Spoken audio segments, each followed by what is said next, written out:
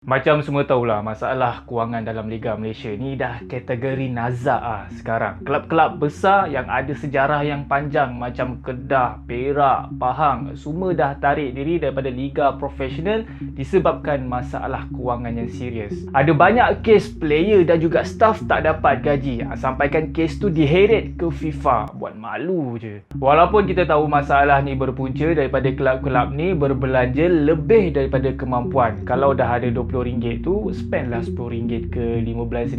Yang baki tu buatlah menabung. Tapi mostly kelab-kelab yang bermasalah ni, bila diorang ada RM20, tapi diorang pergi lenjan belanja sampai RM30, RM40.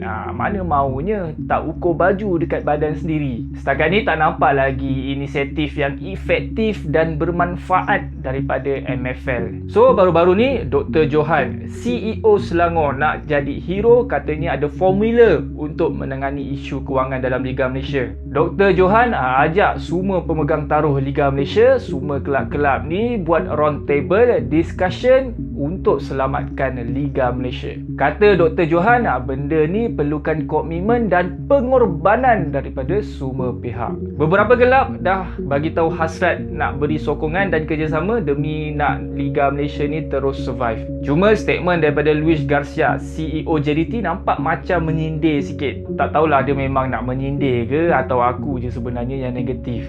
Dia bagi tahulah yang dia dah main bola dekat level international, dah bekerja dengan organisasi bertaraf dunia. Tapi tiba-tiba ada seorang CEO kelab yang tak ada pencapaian sangat, ada solution untuk selamatkan Liga Malaysia. So dia dah tak sabarlah nak tahu apa solution yang nak dibentangkan tu. Setakat ni tak pasti lagi lah apa cadangan-cadangannya. Datuk Jenal antara individu yang menyatakan kerisauan dengan gerakan ni. Sebab katanya antara cadangan yang nak diketengahkan adalah menetapkan gaji shilling player, hadkan jumlah player import, dan ada juga cadangan untuk kembalikan Liga Malaysia ke era semi-pro. Bagi Datuk Jenal, ini macam langkah ke belakang lah, bukan nak ke arah kemajuan. Dah elok-elok status Liga Profesional, tiba-tiba nak downgrade ke Liga Semi-Pro pula. Datuk Jenal juga cakap, daripada sibuk nak ubah Liga, kelab-kelab ni patutnya fokus untuk perbaiki struktur dalam marketing, finance, player development kelab sendiri. Sebelum nak betulkan kelab orang lain, betulkan kelab sendiri juga. Yang ada masalah performance team,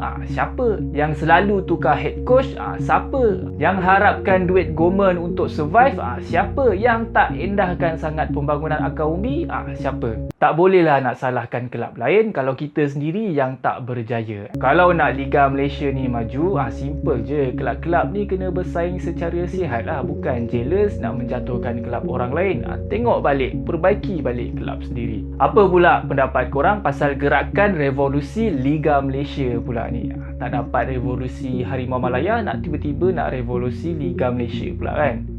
Bye-bye.